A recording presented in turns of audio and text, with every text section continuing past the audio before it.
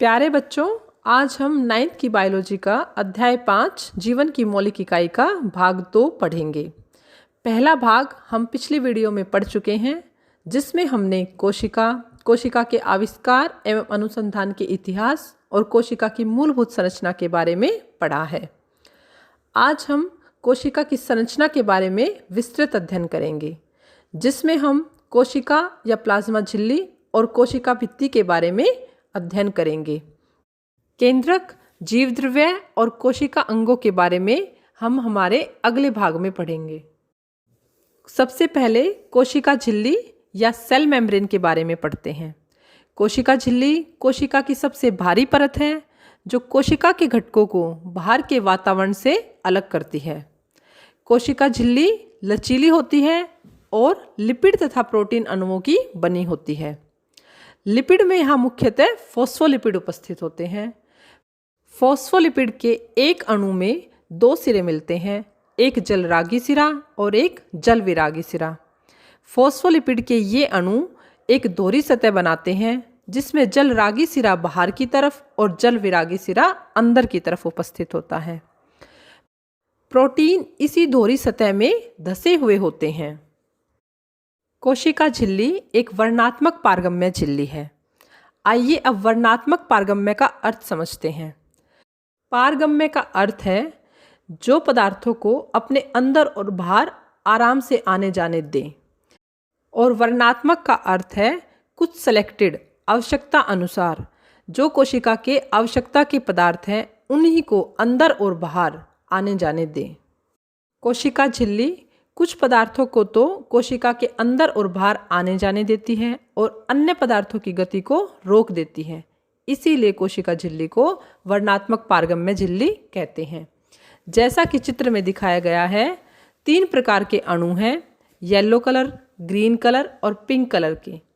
इसमें से कोशिका झिल्ली अपने अंदर से येलो और पिंक कलर के अणुओं को तो आने देती है और ग्रीन कलर के अणुओं को सतह पर ही रोक देती है।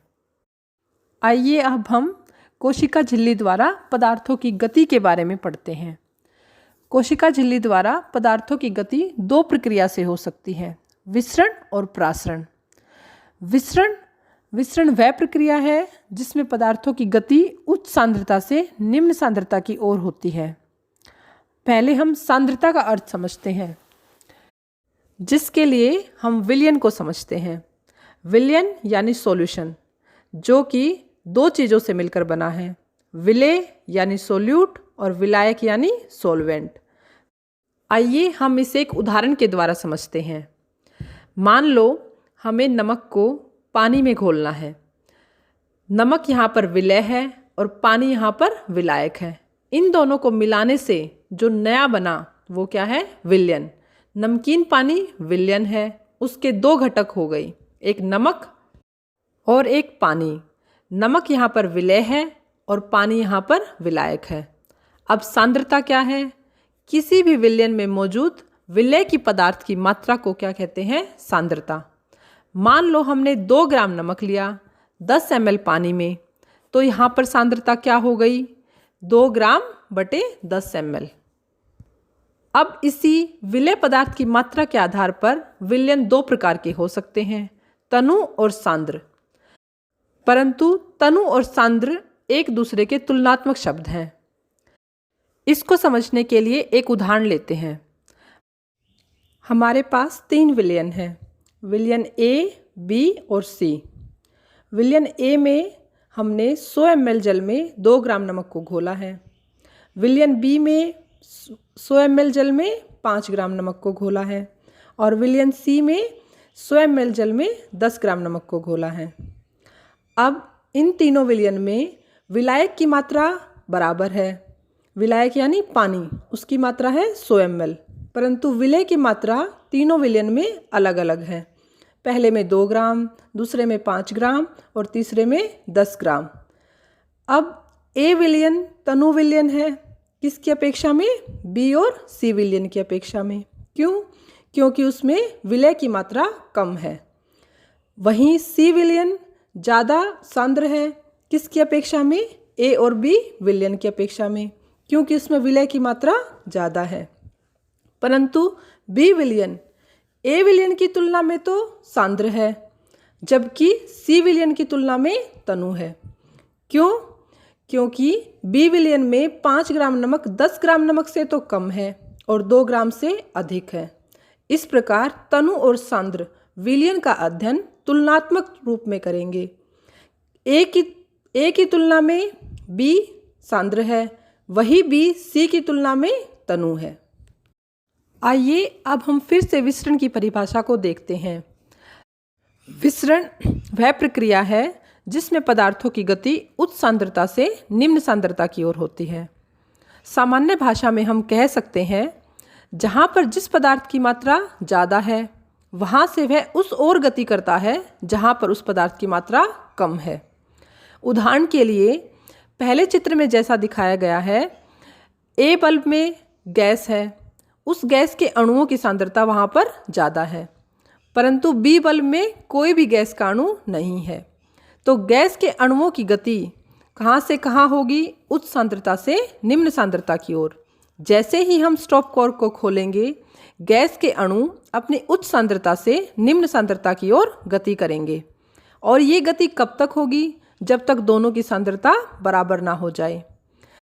दैनिक जीवन में भी हम विसरण के बहुत सारे उदाहरण देखते हैं। जैसे इत्र की गंध पूरे कमरे में फैल जाती है, खाने की महक दूर बैठे तक हमें पहुंच जाती है। इसके अलावा विसरण द्रव्यों में भी होता है। अगर हम पानी के अंदर रंग की एक बूंद डालें तो वह रंग की बूंद धीरे धीरे पूरे पानी को रंगीन बना देती है। अब हम विसरण को कोशिका के संदर्भ में पढ़ते हैं। सभी कोशिकाओं में श्वसन होता है और श्वसन के दौरान ऑक्सीजन का उपयोग होता है और कार्बन डाइऑक्साइड बनती रहती है। इसलिए कोशिका के अंदर कार्बन डाइऑक्साइड की मात्रा अधिक है और वह विसरण के द्वारा अधिक मात्रा से कम मात्रा की ओर चली जाती है। कम मात्रा कहाँ पर है? वातावरण में। अधिक मात्रा कहाँ है? कोशिका के अंदर, क्योंकि वहाँ श्वसन के दौरान कार्बन डाइऑक्साइड लगातार बन रही है और इस कार्बन डाइऑक्साइड का कोशिका के अंदर कोई उपयोग नहीं है, इसलिए कोशिका उसे बाहर निकाल देती है। इसके विपरीत ऑक्सीजन अपनी उच्च सांद्रता जो कि वातावरण में अधिक है और कोशिका में कम है। क्यों? क्योंकि श्वसन के दौरान ऑक्सीजन का लगातार उपयोग हो रहा है। तो ऑक्सीजन अपनी उच्च सांद्रता यानी वातावरण से कम सांद्रता कोशिका की तरफ गति करती है। अब हम कोशिका में जल की गति कैसे होती है ये देखते हैं। कोशिका में जल की गति प्रासरण विधि के द्वारा होती है। अब यह प्रासरण विधि क्या है? प्रासरण यानी ऑस्मोसिस, यह एक प्रकार का विसरण ही है जिसमें जल के अणुओं की गति उनकी उच्च सांद्रता से निम्न सांद्रता की ओर होती है। यहाँ पर जल के अणुओं की गति एक वर्णात्मक पारगम्य झिल्ली द्वारा होती है।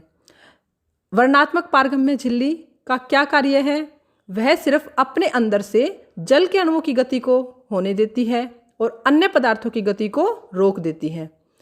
ऑस्मोसिस यानी प्रासरण का अर्थ है जल के अणुओं की गति उनकी उच्च सांद्रता से निम्न सांद्रता की ओर, और वो भी किसके द्वारा?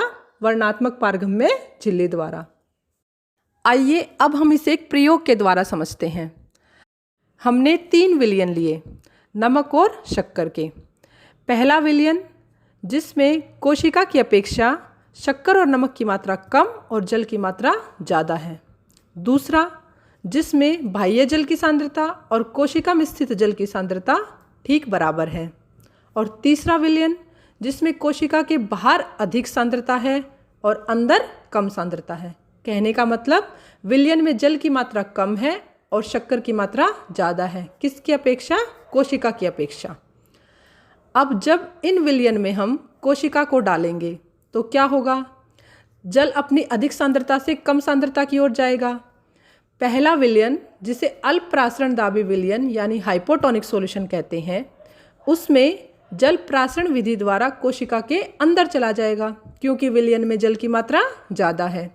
परिणाम स्वरूप कोशिका फूलने लग जाएगी। दूसरा विलयन जिसमें जल की सांद्रता दोनों ओर बराबर है यानी कोशिका के अंदर और विलयन में, तो जल की जितनी मात्रा अंदर जाएगी उतनी ही मात्रा बाहर आ जाएगी और कोशिका के माप में कोई परिवर्तन नहीं होगा। ऐसे विलयन को हम कहेंगे समपरासारी विलयन यानी आइसोटोनिक सॉल्यूशन। और तीसरी स्थिति में जहाँ जल की मात्रा कम कहाँ है, विलयन में, और अधिक कहाँ है, कोशिका में, तो जल कोशिका से विलयन की तरफ गति करेगा। तो जल प्रासरण द्वारा कोशिका के बाहर आ गया और कोशिका सिकुड़ गई। ऐसे विलयन को हम कहेंगे अति प्रासरणदाबी विलयन यानी हाइपरटोनिक सॉल्यूशन। एक कोशिका अलग अलग विलयन के माध्यम के अनुसार अलग अलग प्रक्रिया करती है। कौन सी प्रक्रिया? प्रासरण। अगर हम उसे हाइपोटोनिक सॉल्यूशन कम प्रासरणदाबी विलयन में रखेंगे तो कोशिका फूलने लग जाएगी। उसे आइसोटोनिक सॉल्यूशन यानी समपरासरी विलयन, मतलब कोशिका के अंदर और बाहर जल की सांद्रता बराबर है, तो कोशिका के माप में कोई परिवर्तन नहीं आएगा। और यदि हम उसे हाइपरटोनिक सॉल्यूशन में रखेंगे तो कोशिका सिकुड़ जाएगी। प्रासरण के अन्य उदाहरण हैं, जैसे एक कोशिकीय अलवणीय जलीय जीव जल प्रासरण विधि के द्वारा लेते हैं। अधिकांश पादप कोशिकाओं में जल का स्थानांतरण एक कोशिका से दूसरी कोशिका में प्रासरण विधि द्वारा होता है। पौधों की जड़ों के द्वारा जल का अवशोषण प्रासरण विधि के द्वारा होता है। इस प्रकार हम कह सकते हैं किसी भी कोशिका में जल की गति प्रासरण विधि के द्वारा और अन्य गैसों जैसे CO2 और ऑक्सीजन की गति विसरण के द्वारा होती है। कोशिका झिल्ली, जैसा कि हम पढ़ चुके हैं, एक लचीली झिल्ली होती है और कोशिका झिल्ली का यही लचीलापन एक कोशिकीय जीवों को बाहर के वातावरण से उनका भोजन और अन्य पदार्थ ग्रहण करने में सहायता करता है। इसी प्रक्रिया को हम एंडोसाइटोसिस कहते हैं। जैसा कि चित्र में दिखाया गया है, अमीबा अपना भोजन इसी प्रक्रिया के द्वारा प्राप्त करता है। अमीबा कोशिका झिल्ली के लचीलेपन के कारण भोजन के चारों तरफ कूटपाद यानी सूडोपोडिया बना लेता है और भोजन के कण को अपने अंदर ले लेता है। इस प्रक्रिया को हम एंडोसाइटोसिस कहते हैं। कोशिका झिल्ली के बाद हम पढ़ेंगे कोशिका भित्ति। कोशिका भित्ति क्या है? पादप कोशिकाओं में बैक्टीरिया और क्वकों में प्लाज्मा झिल्ली के बाहर एक और कठोर सतह पाई जाती है जिसे हम कोशिका भित्ति कहते हैं। पादपों में यह मुख्यतः सेलुलोज की बनी होती है। जैसा कि चित्र में दिखाया गया है, पहला चित्र एक बैक्टीरिया की कोशिका का है और दूसरा एक पादप कोशिका का। दोनों में ही कोशिका झिल्ली के बाहर एक और सतह है जिसका नाम है कोशिका भित्ति यानी सेल वॉल। आइए अब हम जीव द्रव्य कुंचन यानी प्लाज्मोलिसिस के बारे में पढ़ते हैं। जब हम किसी पादप कोशिका को एक अति प्रासरणदाबी विलयन यानी हाइपरटोनिक सॉल्यूशन में रखते हैं तो प्रासरण की विधि के द्वारा जल बाहर आ जाता है और कोशिका झिल्ली सहित आंतरिक पदार्थ संकुचित हो जाते हैं। इस प्रक्रिया को जीव द्रव्य कुंचन यानी प्लाज्मोलिसिस कहते हैं। कोशिका भित्ति यूं की यूं बनी रहती है, परंतु कोशिका झिल्ली और उसके अंदर के सभी पदार्थ संकुचित हो जाते हैं। कोशिका भित्ति का क्या महत्व है? कोशिका भित्ति संरचनात्मक दृढ़ता प्रदान करती है। कोशिका भित्ति पौधे, क्वक और बैक्टीरियाओं को जंतु कोशिका की अपेक्षा अलग अलग माध्यम में बनाए रखने में मदद करती है। उदाहरण के तौर पर यदि हम एक पादप कोशिका और एक जंतु कोशिका को अल्प प्रसारणदाबी विलयन यानी हाइपोटोनिक सॉल्यूशन में रखते हैं तो जंतु कोशिका पानी के अंदर जाने के कारण फट जाएगी, वहीं पादप कोशिका नहीं फटेगी। जिसका कारण क्या है? जंतु कोशिका में कोशिका भित्ति नहीं होती और पादप कोशिका में कोशिका भित्ति होती है जो उस कोशिका को बिना फटे सुरक्षित रखती है। Thank you for watching. For more videos, subscribe, like and share to our channel, Dr. Ashish Malik.